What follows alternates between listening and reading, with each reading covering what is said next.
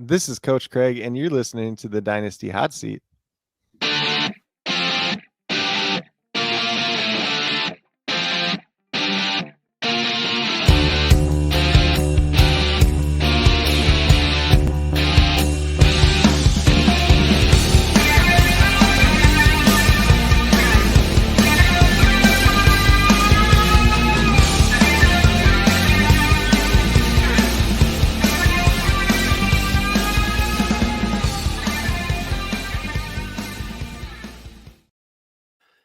Yes, hello everybody, and welcome back to the Dynasty Hotseat, the only Dynasty show out there that is a certified inferno. And today we've got a very welcome returning guest. We got Coach Craig back in the building. You can find him over on X at Coach Craig Sport, and over on YouTube at Coach Craig Sports. Isn't that right, Craig? Yes. So I still call it Twitter all the time, but X. Yeah. I don't know if you can put more characters on there now or not. But back when it was Twitter days, it was only 15, so that's why the S fell off. Yeah, absolutely. But Coach Craig, one of the best guests we had last year, or maybe even a couple of years ago now, Craig. Absolutely loved the amount of knowledge you had. I think it was about a year and a half ago. We'll call it that. I would say so. Yeah, so we got you back on again. We're going to chat through this 2024 rookie class. Before we get into like the main mock draft of it as well, we're going to chat about just kind of any tendencies or anything that you noticed about this class. So we're going to get right into that right after, Craig. Everyone watching this video hits that like and hit that subscribe button, because that's what we really want, isn't it, Craig? Like you're on YouTube just like me. You want to keep those numbers gathering up. So make sure you subscribe here. And when you've done that, hey, head over to Coach Craig's channel as well and do that too. That'll be absolutely perfect. So Craig, let's fire right into it.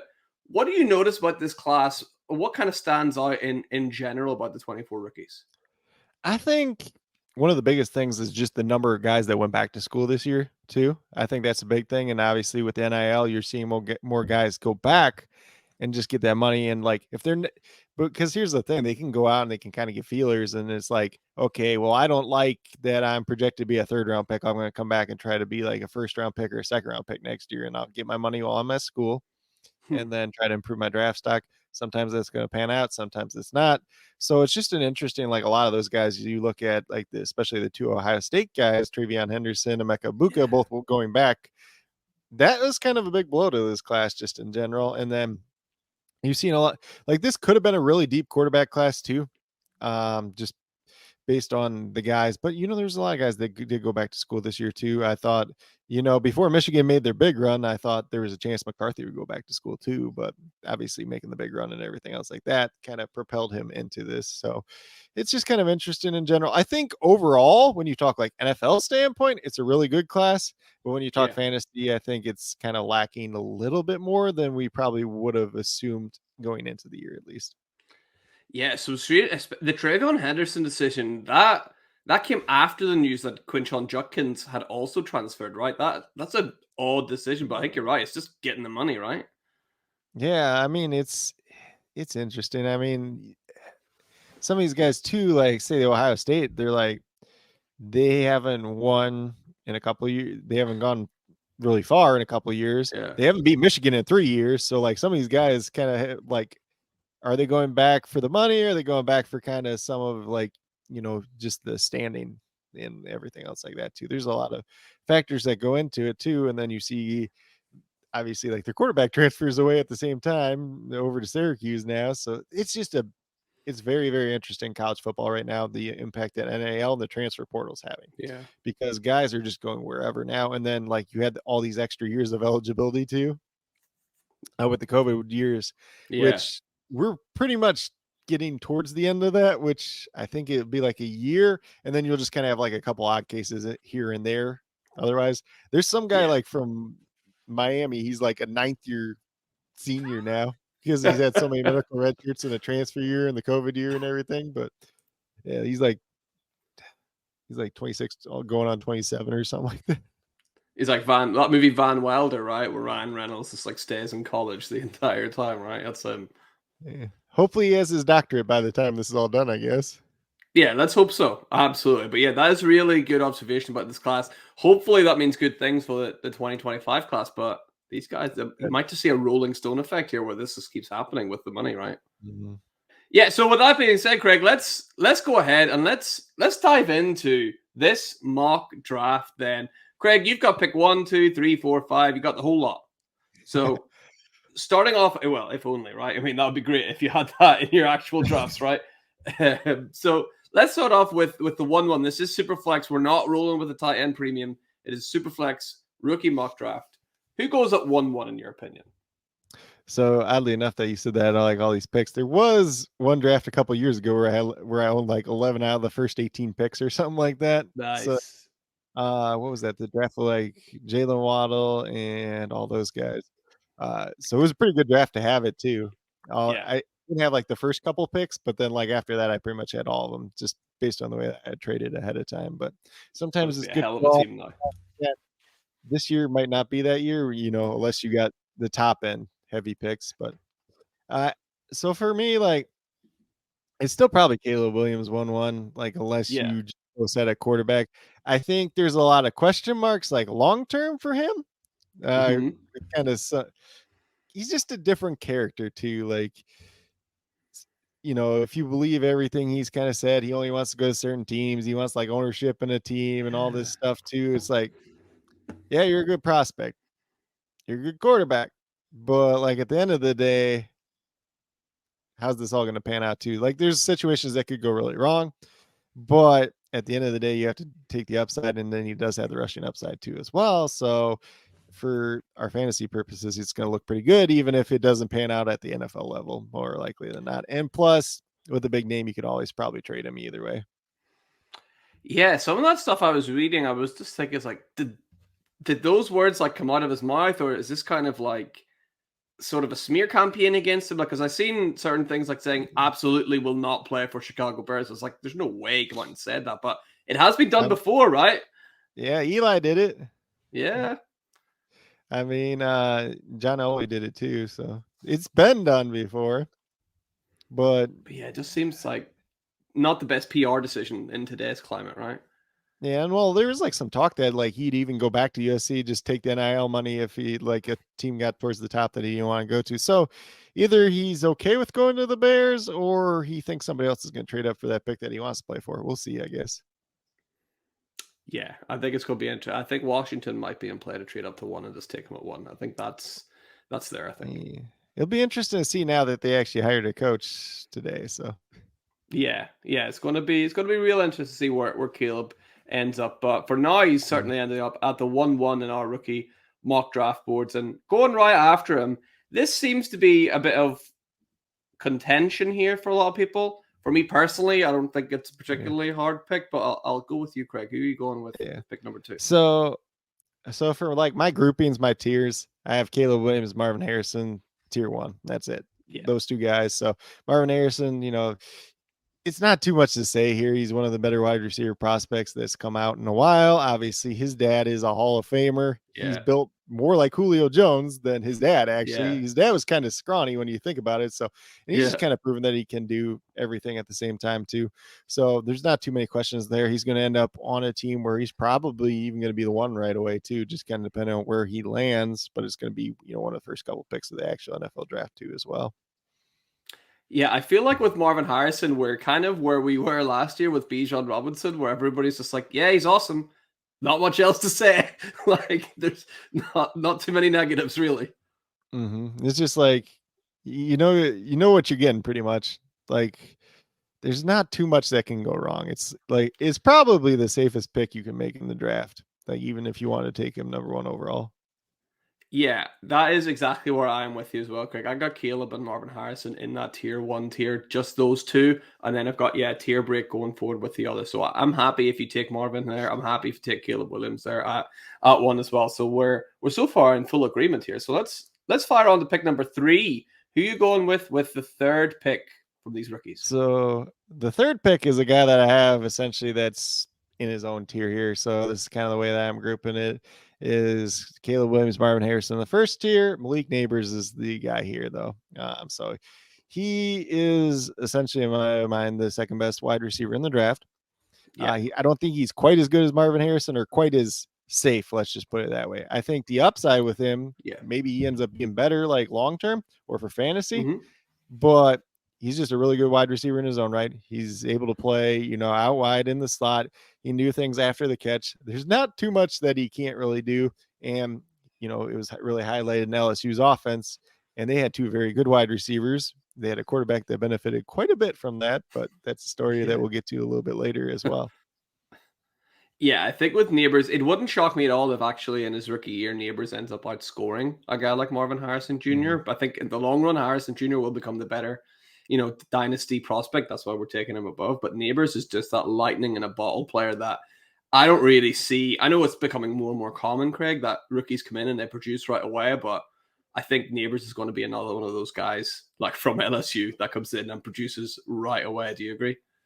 Yeah, I think he's going to be a guy that produces probably right away just because he can be used in so many different ways. Like, unless he goes to like a team that just has like one of these like old school offensive coordinators that just aren't creative at all whatsoever. But the league's trying to like trend more and more away from them. So it's like, as long as he doesn't Yeah. go like with the Steelers with Arthur Smith, we'll be all right.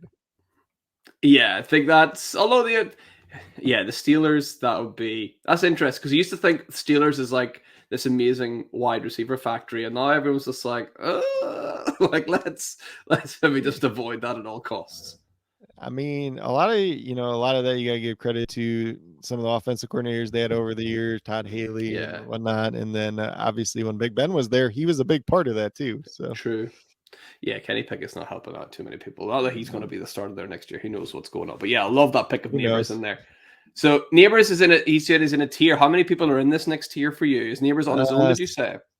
so next one would be 2 tiers. So it's the next two quarterbacks essentially. It's going to be. Yeah, yeah, I assume most people are probably going to have Jaden Daniels ahead for fantasy purposes just because of the rushing upside. yeah, yeah. But I have Drake May ahead of him because I think he's the safer quarterback. I think he's the safer bet to have a long NFL career at the end of the Yeah. day. I think there's pretty much, if you talk about old school prototypical quarterback that you like on paper, what people want, it's going to be Drake May. And he's a guy that can move around a little bit too. It's not like he's a statue back there in the pocket too. So I think there's a lot of upside to it with him, especially if he lands in a really good situation too. There's a lot of factors in this year's class too. A lot of landing spots are going to determine where guys ultimately end up in their careers and probably ultimately where we draft them in rookie drafts at the same time. So I like the upside of him quite a bit. Coming in the year, I think a lot of people probably were, kind of debating Caleb Williams, Drake May. I think they're still probably pretty close, but fantasy aspect, Caleb Williams, you're going to go with the rushing upside and everything else like that. But I think Drake May is going to be, he's probably one of those guys where he's not going to ever be like your top 5 quarterback more years than not. But, if he's quarterback 8 more often than not, he's still going to be a good guy to have for Dynasty too, especially if he's like your quarterback too. Yeah, this is interesting. This sort of parallels last year with people were having this debate about, your Anthony Richardsons or your CJ Strouds and your Bryce Youngs. But unlike last year where I thought, Bryce Young is going to really struggle to become fantasy relevant just because of how his lack of ability and how bad of an idea it would be for someone that small to move around. I see upside for all these guys, which is quite nice. Daniels, I think, has more upside than even Caleb Williams. Is that too far to say? I think it's gonna be maybe like from fantasy aspect, if he hits like his ceiling, then maybe. Yeah. I think there's a lot of variance to Jalen Daniels. Yeah. And I was a guy that liked him quite a bit as a freshman at like Arizona State, where he was you can probably put his name up here. We'll just get into talking to him because he'll be the next guy on the board anyways. But like I liked him quite a bit as a freshman at Arizona State. He looked pretty good as a freshman, kind of downturned a little bit from there. He had a COVID year and everything else like that. The question with him has kind of always been like size too. He's very, very slender. He's 6'3". Coming out of high school, he was 175 pounds. When he played at Arizona State, he was 185 pounds. LSU had him marked down as 210. There is no way in heck that he is 210 No way. He'll be lucky if he weighs into 200 at the combine, and that's going to be a big factor for him. And my thing with him is somebody that's that slender that likes to run around that much. He takes a lot of big hits. He has not been punished for it in college. But he takes unnecessary contact. And when you get to the pros, that is how you get hurt. Like we've seen it with Anthony Richardson this year. We've seen it with plenty of guys over the time. So that is a major concern with me. I don't think he's one of those guys too. He's not going to run a 40 time, but I would like to see how fast he actually is, because he's not, people want to compare him to Lamar Jackson. He's not Lamar Jackson. He's not that fast. He's not that, elusive. I was trying to figure out the word that I want to use there.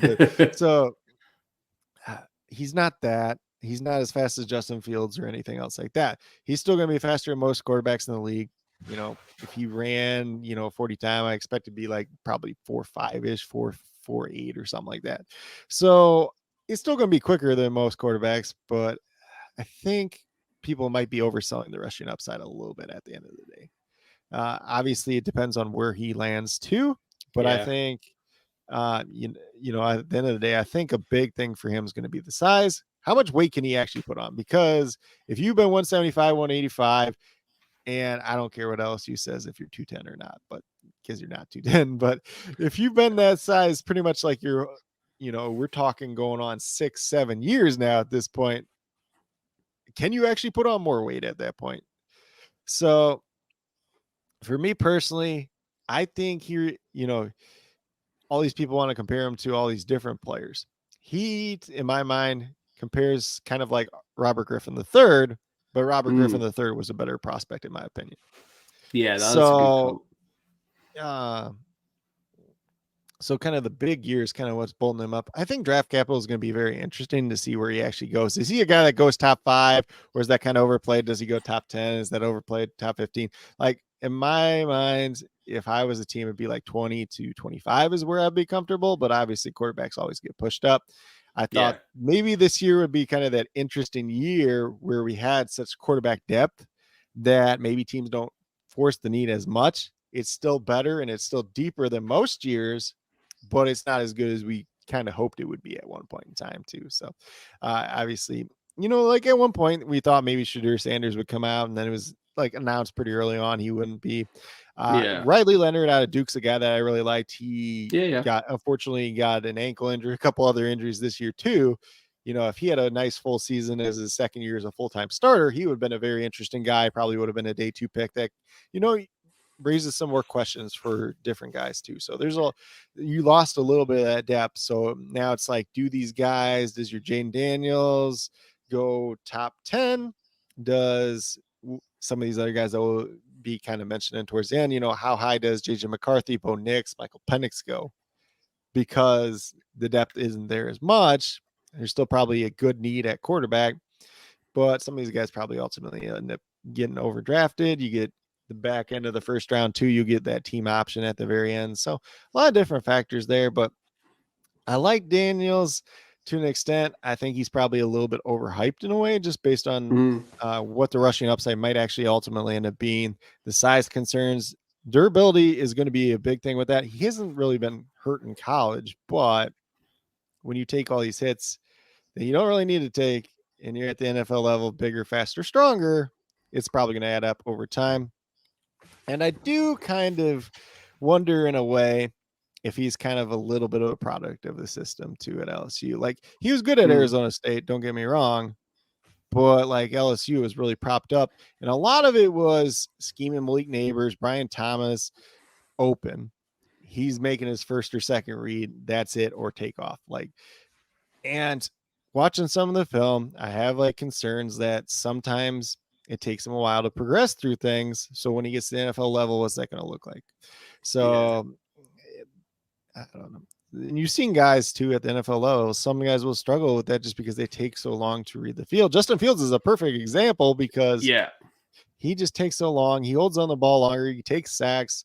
Otherwise, you got to take off and run. It might be the same situation with Jaden Daniels, but he doesn't have quite the athleticism, quite the size that Justin Fields has at the end of the day too. And even Fields has been hurt. So, for me, Daniels he's the most interesting guy to see where he ends up and where he goes. That's the story with Jaden Daniels. I think he's one definitely to keep an eye on, because it could be he's right up there with Marvin Harrison, or it could be that he ends up going behind a guy like JJ McCarthy in the draft because teams just don't want anything to do with him. Like that's still on the board as well, I think.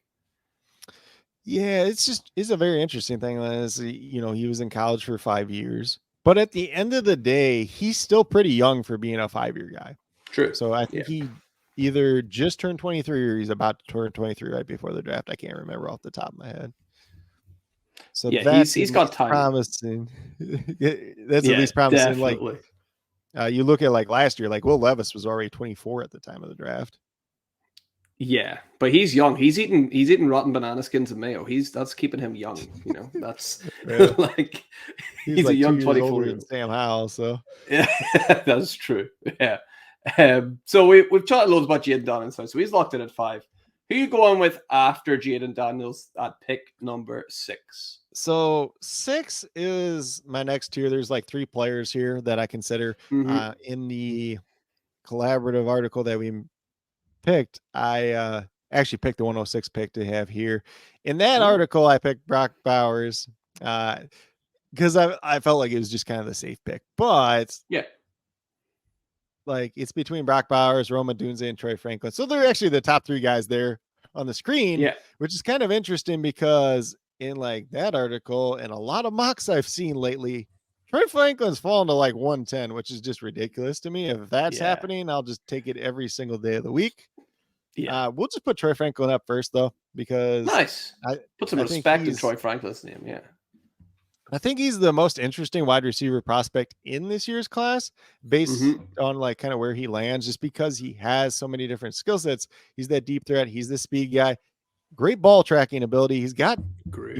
good length. He's tall. I think he can put on a little bit of weight, a little bit of muscle too, and turn into like kind Yeah. of a monster. It really just kind of like if he lands somewhere that's a good spot, like he's gonna really do very, very well. That is one of the very good spots because they Yeah. need somebody. I mean, Yeah. Rasheed Rice has been better than expected this year, better than I expected at least. So that was a pleasant surprise. But if you get him there, if you get him maybe even like the Chargers, they kind of whiffed last year anyways, but Mike Williams getting up there in age, he's got hurt again too. If they can get a real deep threat with a guy that can throw the deep ball and Justin Herbert, that could be really interesting too. A lot of Yeah. different spots that could really work out, but I really think the upside for him could be really strong.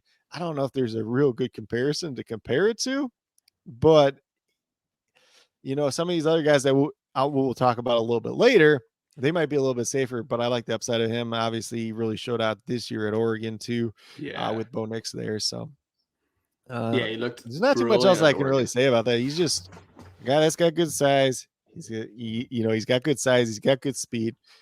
Really good at ball tracking. So there is a lot of upside to be had there. He might be one of those guys, when you're playing fantasy, you might, at least early on in his career, you might not be too excited because you're going to have kind of the big games and then kind of the games that are going to be Yeah. duds too at the same time. So we'll probably just put Brock Bowers next, I guess. Yeah. I think Like I Brock said, Bowers like like I just so said, exciting, right? like I said in the article, I picked him just because it was kind of the safe play. When you're talking about Yeah. non-tight end premium leagues, he's probably one of the, he's one of the best tight end prospects to come out in quite some time. Well, we said the same thing about Kyle Pitts at the same time too, and that hasn't really worked out yet. But when you talk about Brock Bowers, you talk about a guy that's produced since his freshman year at Georgia, which it's Georgia too, so it's not like it was just easy to come in, like walk Yeah. in and just be like, "Hey, I'm the guy now." But he's essentially been a big part of their offense, the biggest part of their offense for the most part too. Got it.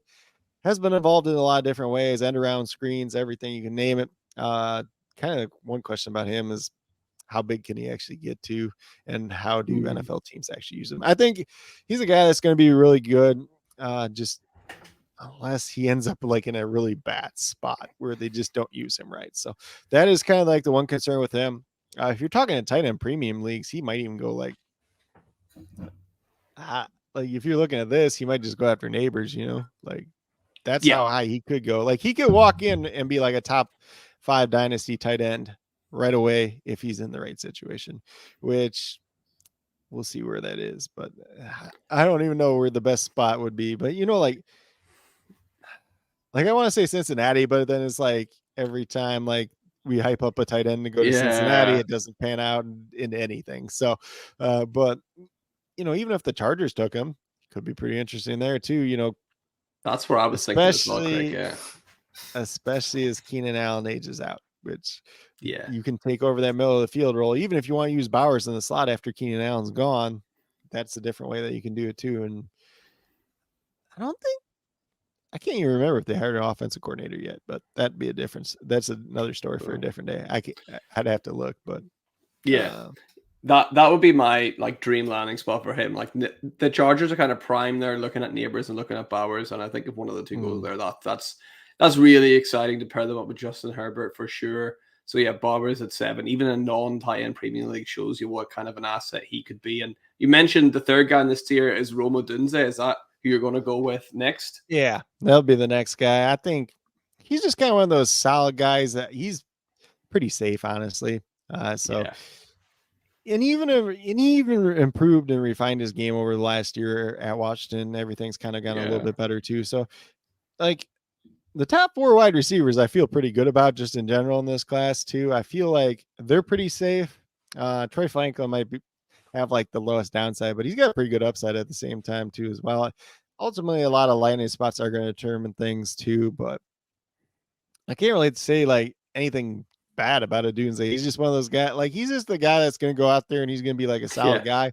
Whether or not he is a long-term wide receiver one for like an NFL team might be another question. Maybe he's just a really good 2 for a team that has a good one, or maybe he's just or it might just end up being like a Michael Pittman Jr. effect, where he's a really good player. He's the kind of the guy, but maybe you still like another guy there to be alongside him as kind of like a 1A, 1B, or, kind of take some of the pressure off at the same time too, but we'll see. Yeah, what's nice about it now is that we've sort of seen that you can be a wide receiver 2 in an offense and still be a really useful fantasy asset. You got multiple teams now with 2 really, viable assets at wide receiver. So I think I wouldn't be too I'm not really worried about where Odunze goes, actually. I think he's fairly safe no matter what kind of situation he ends up in. So yeah, that's pretty nice for Roma Odunze for sure. And I don't know about you, Craig, but for me, there's a clear kind of tier break here. This is where some more question marks immediately start coming in from Brian Thomas downward. Do you agree with that? Yeah, so that was kind of like the next tier where it starts for me. I think probably at the top of that next tier is going to be Brian Thomas. So oddly enough, Sleeper pairs up nicely with me, apparently. Brian Thomas is just kind of an interesting wide receiver prospect too. Like he, the way LSU move guys around, he's kind of versatile where he can play a lot of different roles. He's got the good size. He's got decent athletic traits. So he's a guy that should come in right away and be like a decent number 2 for an NFL team at some, pretty early on. So he's just kind of another guy that feels pretty safe. It's kind of hard to tell what his actual upside could be though. But it could be pretty good at the same time too. I'm trying to think of like a guy for him. Like I probably haven't watched enough Brian Thomas closely enough, but I know like he's got good size, he's got decent athletic ability too. So great in the red zone. Great in the red zone. Like real viable threat there. That was maybe the only question mark on him is like touchdown regression is such a real thing. And I think he led college football for touchdown receptions this last year. It's like, can you continue that in the NFL? That's a really tough thing to do. Yeah, and I think even maybe like when you're talking about him, maybe a guy that might be a little bit similar was Demaryius Thomas. Like I don't know if he'll ever get that good, but a guy that was a bigger guy that was decent after the catch that could be used in the red zone. See him last maybe name. that's his upside, but 1-9, that's not a bad chance to take there too. So like in this tier, I got him. And then like I personally have like the 3 quarterbacks and Xavier Worthy. So for this tier, I don't know exactly how I want to rank any of the rest of them too. Xavier Worthy is kind of interesting for me because like he broke out real early on, at Texas, but he's kind of the smaller guy. He's got the good speed. So it's kind of like, what's his true upside at the end of the day? It kind of reminds me a little bit of Josh Downs last year, but I think I like Josh Downs better last year anyways. And I think he was a little bit more versatile as kind of opposed to Xavier Worthy. I think more of a deep threat, but he has refined his route running over the years at Texas too. So I think he's probably going to be a guy that's kind of ultimately landing spot dependent where he goes to too. What's his true upside look like? that's a real good question. Is his upside like a Hollywood Brown? Because if it is, I'll probably take that. But Hollywood's always kind of been the guy wherever he's gone though too. So if that Is guy, it more if like Hollywood's on another Jalen team, Hyatt maybe? I think he's probably better than Hyatt. I'm not Hyatt. Hyatt's more of a one-trick pony in my mind. I think. Yeah, where he's got Or, a bit more tools in his belt, right? Yeah, I think Yeah. he's a So little bit more refined. is he who you would go with here at 110 then, or would you take a Bo Nix or JJ McCarthy ahead of him? That's a really good question. Like, I think I'd probably take one of the quarterbacks, whether it's JJ McCarthy, Bo Nix, or Michael Penix. We'll just put Michael Penix here because I like Michael Penix just in general. The kind of the downsides with him is he's older. He's had the major injuries. So that probably affects the draft capital, honestly. If there's a team that feels confident in him, despite all that, to take him in the first round, I think he'll probably be a first round pick in our Superflex drafts pretty easily too. I think there's a lot of upside to be had with him too. The one, just the injury concerns, I guess too. But like the thing with him when he was at Washington, he was getting rid of the ball pretty quickly. He wasn't taking a lot of sacks. He's making good decisions. He's got good anticipation. He's got pretty decent accuracy and he's got decent live arm. It's not as good as it once was just because of the injuries, but it's still really good. He's great arm. Yeah. He's one of those guys too. He's not a complete statue. He can move around a little bit too. Probably not as good as he did before his ACL, but he's a guy. He's got enough at the college level anyway to stay out of trouble, but obviously it's a step up whenever you get up into the NFL. But hopefully, he'll also he had a very good offensive line at Washington as well, which did help. That helped him a lot. He moves around in the pocket really well too, so that's kind of another thing that's really good for him, which is something a lot of these young quarterbacks do struggle with. Yeah, well, he's not a young quarterback, which kind of helps him, I suppose, right? Yeah, but I think Michael. He's the fifth-year guy. I mean, Jaden Daniels is too. Bo Nix is old too, so it's like, probably McCarthy's next after that, honestly. Yeah, because what he could be really good, but like the downside is just the second coming of Zach Wilson, honestly. Yeah, they have a lot of similarities, don't they, in their game? But I think he's someone I could see an NFL team kind of falling for a little bit. I just have something in my head that I think McCarthy's going to be drafted a lot higher than people are maybe predicting. NFL, so the rumors are NFL teams are higher than him than probably, like guys like us, honestly. So and I think like when I watched him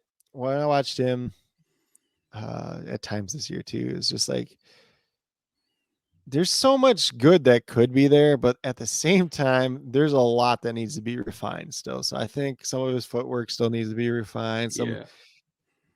Even between last year and this year, I think like sometimes in his decision making, he wants to try to go through things too fast this year. Like instead of like talking about Jaden Daniels taking forever, I feel like he was trying to do it too fast. He was just trying to take a safe play at sometimes too. And they really handcuffed him late in the year too. They're just like, don't go lose us the game pretty much. So my thing, I'm trying to remember too, because it's been a while since I watched him. So, because I watched him in the middle of the year, because when I did my segment on the sports affiliation channel, I do Coach Goes Back to College, where I go through kind of my game of the week, prop of the week, and then kind of like one player to talk about for the week as a draft prospect. So I did him the 1 week, and what stands out for me for JJ is he has an absolute lightning bolt of an arm. Like the ball speed he gets is really, really impressive. And I wonder if that's why he's going through reads quicker, because he's like, I could fit that ball in there. I know I can. And he's just rocketing it in. But sometimes there's like a couple times like they'd be running a slant round, he just like throws it too early. So it's just like it's some of the timing thing, and like it's something that's going to get better. He's going to be working with a quarterback coach going into the combine, his pro day, everything else like that too. So probably end up being like Jordan Palmer. And I'm just guessing off the top of my head. Don't know if that's who he's actually using, because there's a lot of good ones out there, whether it's Jordan Palmer, John Beck, Quincy Avery. There's like 2 or 3 other ones that I can't even think of off the top of my head right now, but a lot of good ones out there. Kind of with him. It's the footwork, especially that back foot. He is really good at throwing on the run. And I think part of it's just too because like he doesn't think about it when he does that. Sometimes when he's in the pocket, everything's set up in structure. Sometimes that's when he struggles a little bit more. Yeah. But on the run, he's just like, hey, I ain't thinking about it. I'm just gonna throw it and I'm gonna, I know I can make the throw and I'm just gonna put it in there. So Yeah. yeah. So I think that's definitely what I see with JJ. And is he then you mentioned the 3 quarterbacks and Xavier Worthy. The third one obviously going to be Bo Nix here. yeah. If you were on the clock at 112, who would you go with, Bo Nix or Xavier Worthy? I think I probably just take Worthy in this case. I think I'll shoot for the upside there.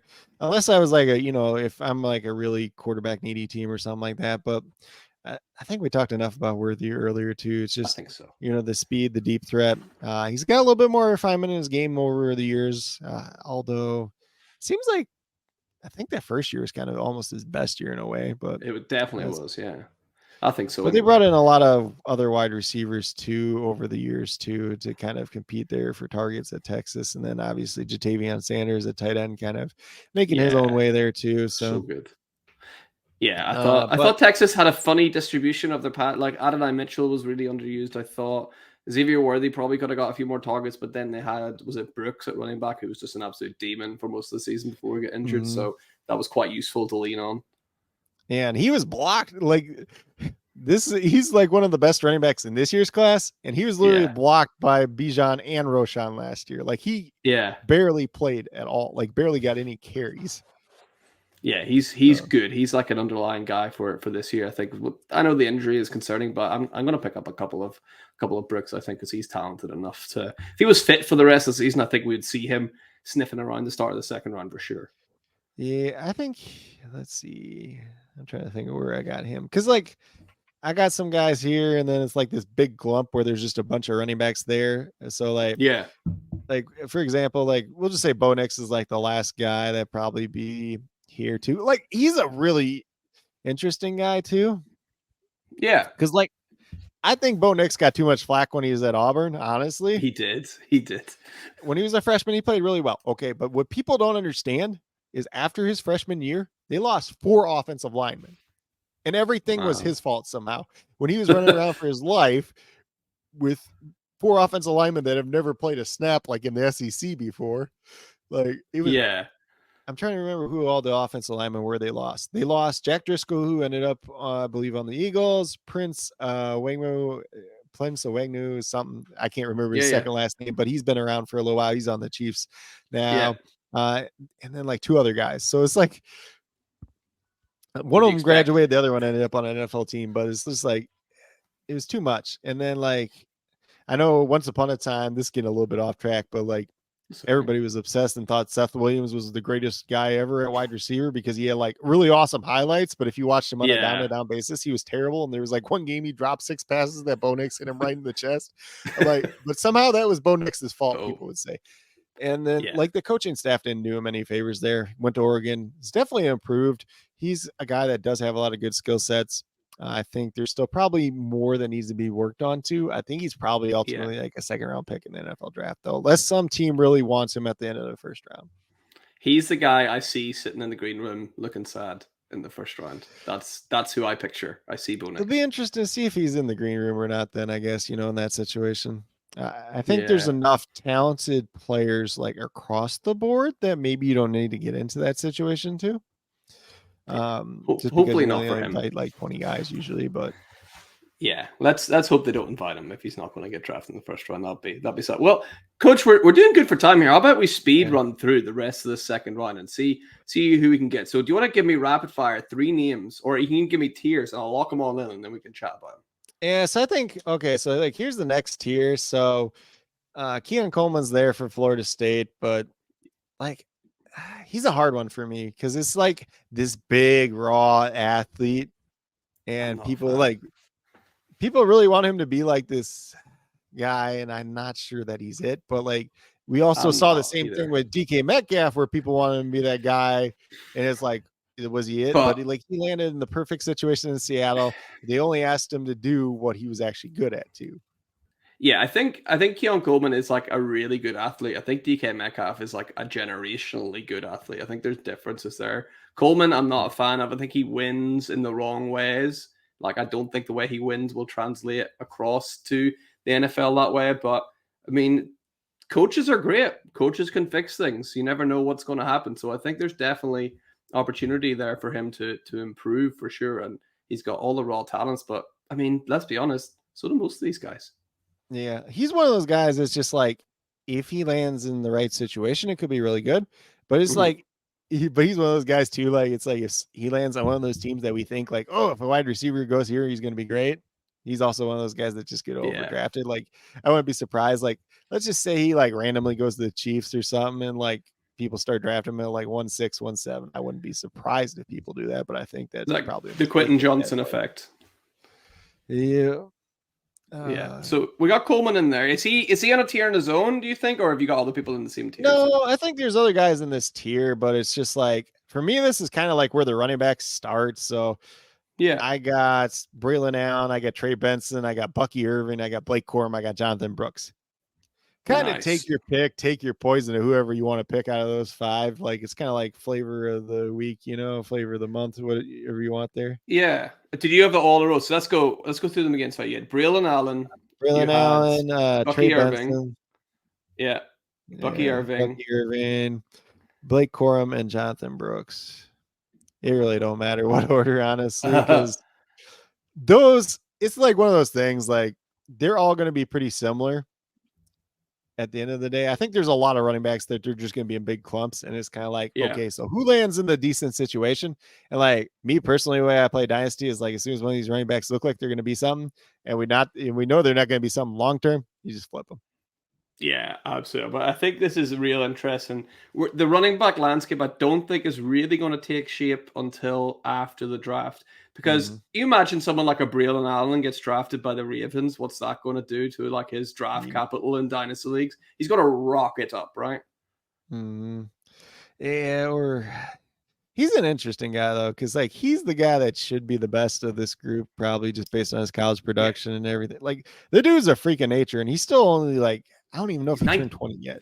He's 19 at the minute. He'll be 20 come the start of the season. But yeah, at the minute he's Yeah, 19 years old, because and he he's enrolled. huge. He He's enrolled initially at humongous. 17. Yeah, like he is a wrecking ball. Like I really like him. But I like a lot of these running backs. Blake Mm, Corum, I'm thinking Blake Corum could also be a guy ending up on the Chargers just because of he's got Harbaugh there. They need a goal yeah, line back. It all seems too easy, right? It just seems to all line up. So he could be a real interesting guy, but probably mm, touchdown dependent like he has been through college, right? yeah. Honestly, I feel like the way this running back group set up this year, we're not going to see a first round guy. I can pretty much No. guarantee that at this point in time. We might see Yeah. but I don't think we're going to see a lot of guys in the second and third round either. I think there's going to be a big bunch of guys going like the fourth and fifth round.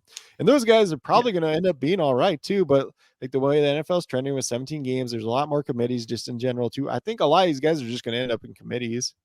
But Agreed. it's also important to note that all the 2017 guys are also aging out too at the same time too. And then you got Derrick Henry aging out and all these other guys Yeah. that some of these guys are going to get opportunities and they're going to look pretty good. But you have to keep in mind, even when they get their opportunities and they look pretty good, don't get too attached to them because there's always going to be new guys coming in too at the same time. But Yeah, my advice for some people, I don't know if you agree with this, Craig, is now's a pretty good time to go out and try and get you a veteran running back for your dynasty team because these guys, they may be old, but I don't see too many rookies coming in being super threatening to their job. So it might be a time to uh, go out and buy a Derrick Henry on the super cheap or go and buy a Josh Jacobs on the super cheap now because they're probably going to be starters again next year somewhere. And like those guys are kind of interesting too because I think both those two are free agents this year too. So it's kind of like Yeah. where do they ultimately end up? And like off topic a little bit, but Derrick Henry gets so much flack, but that Titans offensive line was dog crap. Yeah.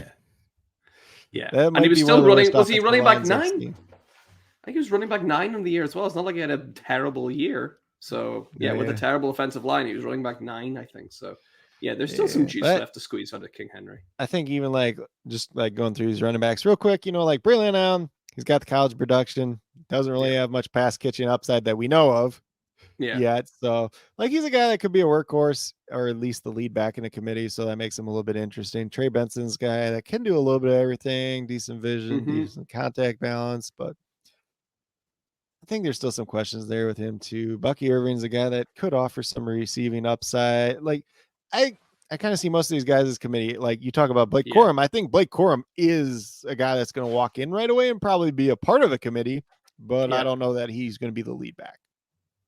No, I wouldn't say so. I think he's kind of going to be like on the goal line doing. That's his best asset by far, is sniffing in and around the end zone and getting in for touchdowns. I think that's what he'll be used for. That would make sense to me. Which is funny because he's really not that big. He's not. He's really not. Yeah, you'd think Braylon Allen would be better at that, but yeah, it's Blake Corum to somehow.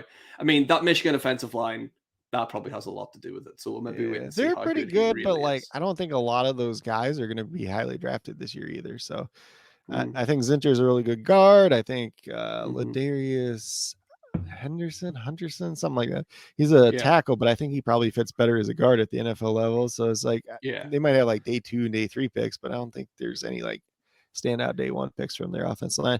Jonathan, like I get down to Jonathan Brooks and I'm just like, I think he's the guy that might have the highest upside of any of these guys just because he's a guy that could do a little bit of everything. But then it's like, it's been a flash in the pan season. We haven't really seen too much of it. Yeah, and that injury was killer for him as well. I think, like I said earlier, if he stayed healthy, he'd be at the top of this running back list for me now that Henderson's definitely gone back. But there's some really interesting guys at running back for sure. And is that like one big tier for you then? That's that running back tiir, or did you have any other? Yeah, I mean, I guess I got Keon Coleman like that same tier, and then just kind of like a bunch of running backs. Like when I was kind of placing it out, and then like after that, we get into like it's not too pretty after that, if we're being honest. Like like there's guys here. There's like AD Mitchell. I think he wants to be called Adonai Mitchell now, though. Like, Adonai. Like he's got some upside, right? Say that again. He's got some upside for sure, just with the size and the speed of him. Like, but so many question he marks. Hasn't really done anything. Like at some point, the Texans didn't want to see him do something. Like he had one, like he had like 1 or 2 good, like he had like 1 or 2 good games at Georgia. He had like 1 or 2 good games at Texas. But it's just like, okay, he's a guy that has some size. He's kind of a deep threat, but like it's one of those things. Like if he goes to the right team, like he might pop off. I think he's kind of interesting. Some people really like Tez Walker out of North Carolina. Yeah, he's a guy that could be all right. I'd be really interested to see what he looks like. Senior Bowl week, going back through some of the one-on-ones and everything else like that. Ladd McConkey is like another guy that's, if he lands in the right situation, he's going to be all right. But if he lands in the wrong situation, he's going to be useless essentially. So, but he's an interesting guy. Good. He's looked good at the Senior Bowl. He's really stood out there. He's like running really crisp routes like he does. I think he should run the 3 cone. Not a lot of people run the 3 cone. I think Ladd McConkey should run the 3 cone. I think he's going to do really well in that. He's like your typical Patriot wide receiver. Yeah, he could end up there. Maybe there's it's a new regime with the Belichick. But I don't know if that's good for him then at that point. So it's like, we got those guys. Like this is kind of just like another big cluster. So we got those guys. We got like Malachi Corley out of Western Kentucky. He's kind of interesting too. But he's a guy that like he played running back for a little while. Then he played wide receiver. So he's old too. Like, but I'm he's surprised to see 11.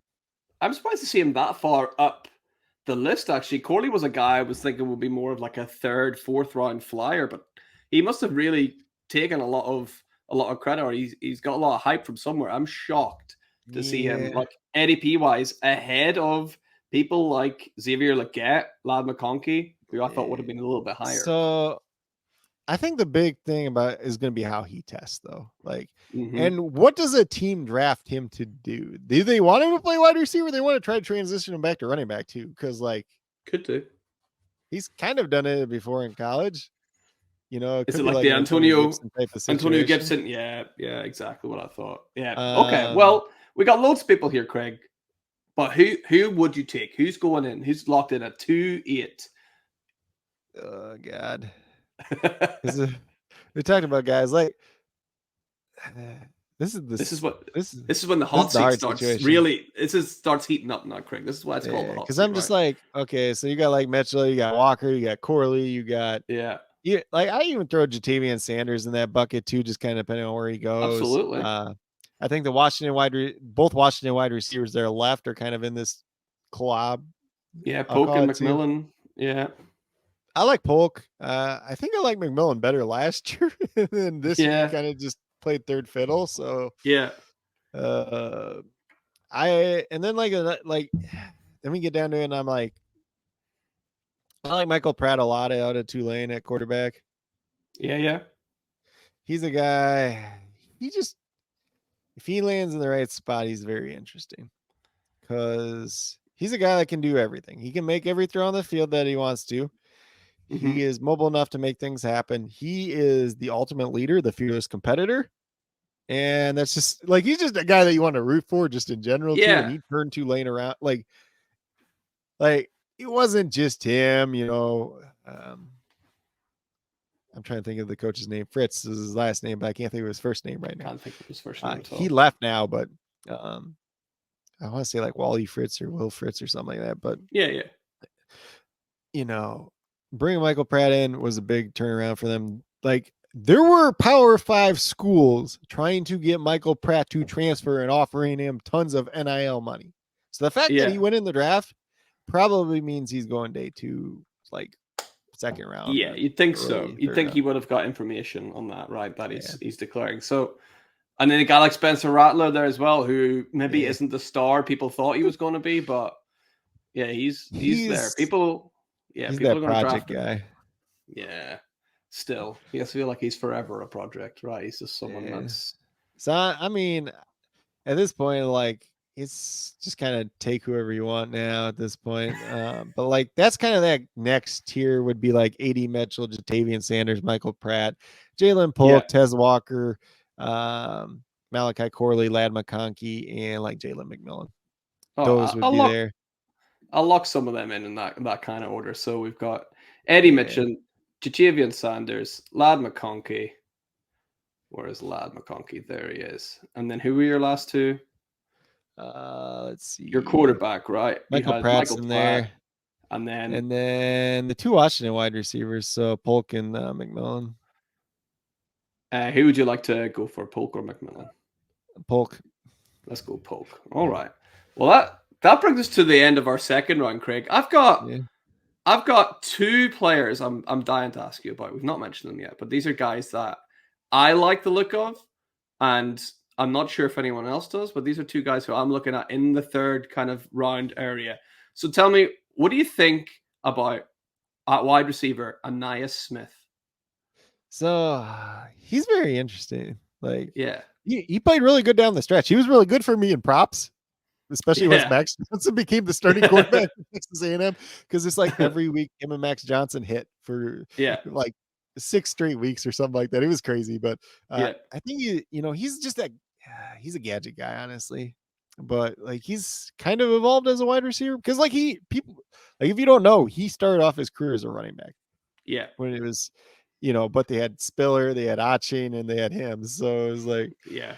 uh, Yeah. I don't know. He's interesting. Like he's just like a guy that's probably going to go day 3. Somebody's going to use him as this gadget guy. Probably try to like use him to return kicks and stuff like that too. Like it just depends on where he ends up. So if you want to take a flyer on him, he's probably a guy that you can get in the 4th round, honestly, too. I think so. Yeah, he's one that I'm just going to take flyers on. I think with the ball in his hands, he's so dangerous. So hopefully, someone can make use of that. And the next one, I can't really believe after watching him this year and the lack of depth at the running back position. I don't know why no one is really talking about Cody Schrader out of Missouri because he was phenomenal. He's old as crap. That's why. Is he really like old? 25. So he like walked onto like a D2 school, I think it was initially. Yeah. Played his way up there, transferred to Missouri, and like when he transferred to Missouri, like he is thought of to be like the 3rd running back, honestly, because they brought in I think what was his name, like Nathaniel Peter, something like that, transferred in from Stanford. He was assumed to be the starter. Then they had like another younger kid there that was supposed to be, and then Trader kind of like out played all of them. I like him. I think he's interesting, but Yeah, he's old as crap. That's why nobody talks about him. that makes He had a sense. really That does good make sense year. because yeah, he was great. Maybe he can come in and be a 1 year guy. Who knows where he's going to end up? He I might. He mean, might also just go undrafted. I Who gave knows? like 2 years out. Like so, like that would have been like my next tier is these running backs. So the next tier is Jalen Wright out of Tennessee. He's going to be very interesting too. If he gets in the right spot, like Yeah, if he lands in the right spot, he'll jump up past some of those other guys I mentioned before. yeah. So it's him. It's Ray Davis out of Kentucky. He's a little bit older though too. He He looked good. started his career at like Temple, then Vanderbilt, then Kentucky. So he's been around for a Yeah. while. But he's got good size. He's decent running back. He should be part of a committee at some point in time. Cody Schrader was there. Marshawn Lloyd, who played at South Carolina first, got banged up a couple different times there. Went to USC, looked pretty good there. Durability is obviously a concern with him. I quite like this guy here as well, Jarquez Hunter. Was he out of Arizona or like whoever the Auburn. Cardinals are? Was he out of Auburn? So I thought he was playing He was for at someone. Auburn. Yeah, he was good. He had a very interesting